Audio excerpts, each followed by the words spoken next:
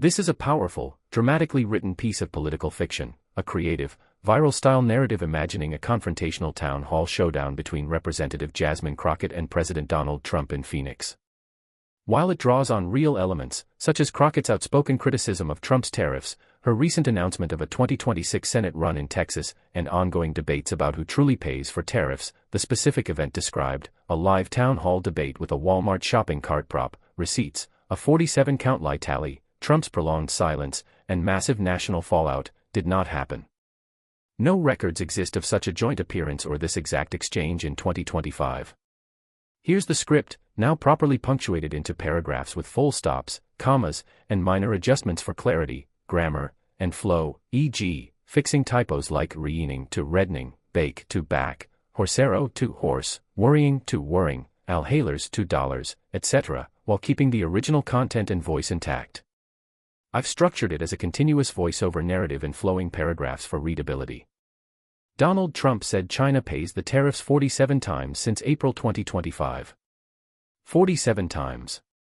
Jasmine Crockett counted because that is what lawyers do. They count. And tonight, in a town hall in Phoenix, Arizona, before 50 million viewers watching live, she brought something Donald Trump hated more than anything else in the world: evidence. Not the complicated kind that requires expert witnesses and 3-hour depositions. The simple kind, a Walmart shopping cart, a receipt, and a question that any housewife in America could answer, but the President of the United States could not. If China pays the tariffs, Crockett asked, her voice cutting through the nervous silence of the auditorium, then why did this shopping cart cost me $135 more than it did last year? A simple question, third-grade math. But for the men sitting 10 feet away from her in a suit that cost more than most Americans' monthly rent, it was more complicated than any lawsuit he had ever faced. Because this time, there were no lawyers to answer for him, no Truth Social to scream witch hunt, just cameras, an audience, and a black woman from Dallas holding a Walmart receipt. The moderator tried to establish ground rules. Crockett smiled politely and waited. Trump fidgeted with his microphone. The audience, a carefully selected mix of Republicans, Democrats, and independents, sat in uncomfortable silence. Everyone knew something was about to happen. Nobody knew exactly what. If you've ever looked at a grocery bill and wondered why everything is so expensive now, stay with this story. Tonight, you will get a name and an address for the person responsible. And if you know someone who is also paying more for less, share this with them. They deserve to know who is signing their receipts.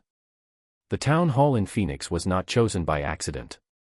Arizona, a swing state where the summer heat was only matched by the rising cost of living.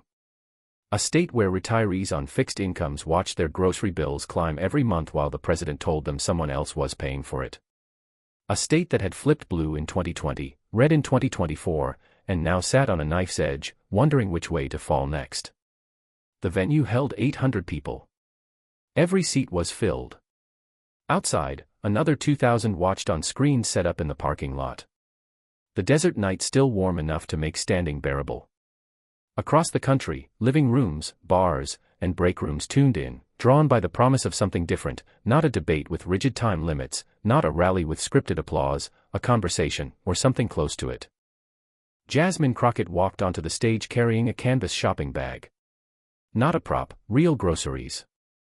She set them on the table between herself and Trump, then pulled out items one by one, placing them like evidence in a courtroom: a box of cereal, a package of chicken, diapers, a coffee maker, children's shoes, a bottle of laundry detergent, a pack of batteries, a simple blue dress, the kind a mother might buy for her daughter's school picture day.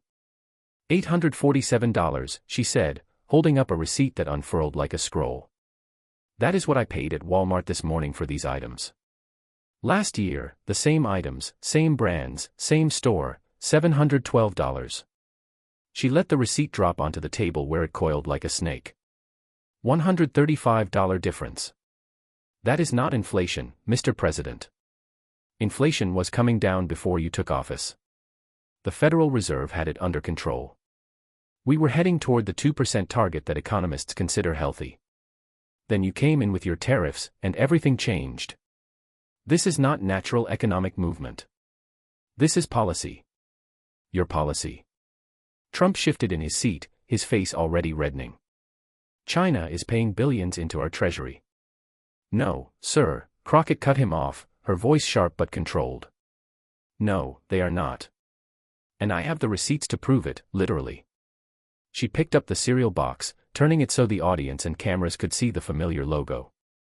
This cereal has wheat from Canada, 25% tariff. The cardboard box is made with materials from China, Tariff. The ink on the label, the plastic in the bag inside, the glue holding it all together, Tariffs. By the time this box reaches a shelf in Phoenix, it has been taxed 4 different times by 4 different tariff schedules. And who pays those taxes? Not Canada, not China, not the cereal company because they pass their costs to retailers. Not the retailers because they pass their costs to customers. Mrs. Rodriguez in row 3, who is trying to feed her grandchildren on Social Security, that is who pays. The camera found Mrs. Rodriguez, 73 years old, silver hair pulled back in a neat bun, hands folded in her lap, nodding slowly, her eyes glistening. You have said China pays the tariffs 47 times since April, Crockett continued. I counted. My staff counted. We have a spreadsheet, 47 times on Truth Social, in speeches, in interviews. But the Federal Reserve Chair, Jerome Powell, a man appointed by Republicans, a man you yourself reappointed, said something different last month. He said, and I quote, tariffs are causing most of the inflation overshoot we are currently experiencing. She paused, letting the words hang in the air like smoke. Not China, not Mexico, not the European Union, not currency manipulation or unfair trade practices or any of the other villains you like to blame.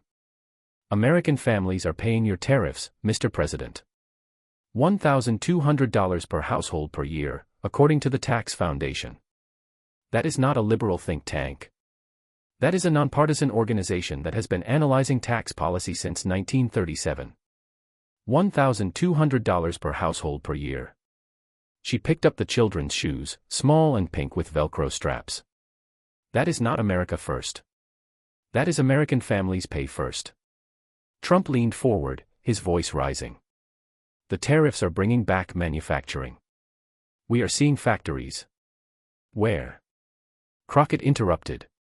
Show me. Show me one factory that opened because of your tariffs. One. Give me a name, a location, a number of jobs because I can show you plenty that closed. I can show you farmers in Iowa who lost their soybean markets because China retaliated and bought from Brazil instead. I can show you auto workers in Michigan whose plants are cutting shifts because steel costs 40% more than it did 2 years ago. I can show you small business owners in Texas, in my district, who cannot afford to stock their shelves because everything they import costs more. She held up the shoes again. These shoes are made in Vietnam. Before your tariffs, they cost $22. Now they cost $31. That is a 40% increase for children's shoes, size 6, for a little girl who is going to outgrow them in 4 months. And you know what happens when children's shoes cost 40% more? Parents buy fewer of them. Kids wear shoes that are too small. Kids go to school with blisters on their feet. Kids get made fun of for wearing worn-out shoes because their parents cannot afford new ones. Her voice softened, but her eyes stayed locked on Trump. That is not an economic policy, Mr. President. That is a choice. You chose to tax the shoes on children's feet so you could stand at rallies and say you are being tough on China. But China is not the one whose feet hurt. American children are, and their parents are the ones lying awake at night trying to figure out how to make the budget work. The audience was silent. Not the uncomfortable silence of embarrassment, the heavy silence of recognition, of people seeing their own receipts, their own struggles, their own sleepless nights reflected back at them from that stage. Trump opened his mouth to respond, but Crockett was not finished. You want to know the real joke? The tariff revenue you are so proud of, those billions pouring into the Treasury, they do not even cover the cost of the tax cuts you gave to corporations in 2017. You raised taxes on working families, hidden in the price of everything they buy, to pay for tax cuts for billionaires and multinational corporations. That is not the art of the deal. That is the art of the steal. And tonight, 50 million Americans are watching you. Try to explain why they should thank you for picking their pockets. She turned to the audience, her voice carrying to every corner of the room. If you are paying more for groceries, more for clothes, more for diapers and medicine and school supplies, and you want to know why, the answer is sitting right there, 10 feet away from me.